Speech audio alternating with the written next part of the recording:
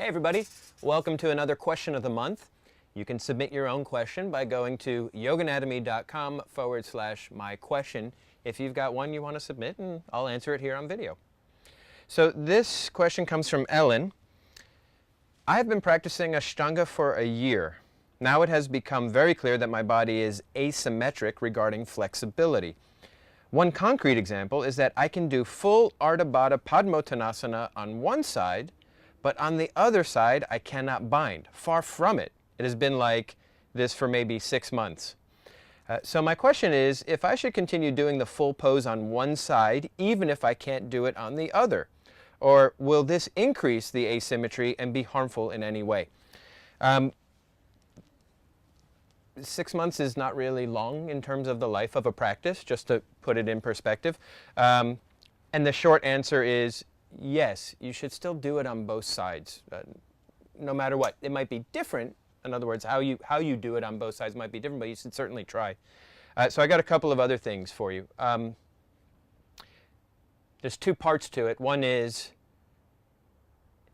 check hip tension, because it's, without seeing you, of course, it's always harder to answer, but the two basic things are going to be, is there a difference in the hip tension?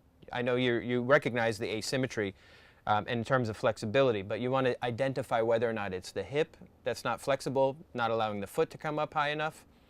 Or number two, is the shoulder that's having to reach around your back to grab that foot, the tighter part. And then the other thing is, and this is a tip I give often and use myself, which is to fold forward before you try to take your arm around your back and try to grab the foot, particularly on that tight side. So it's almost as if you would fold about 3/4 to halfway down so that your hips are at a 90-degree angle, and then the big twist, and then add the arm in.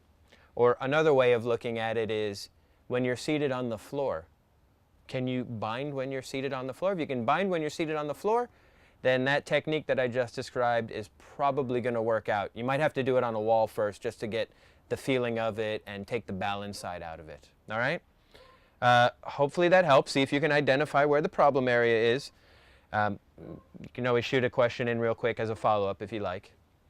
Otherwise, everyone, thanks for watching. If you want to submit your own question, go to yoganatomy.com/my question.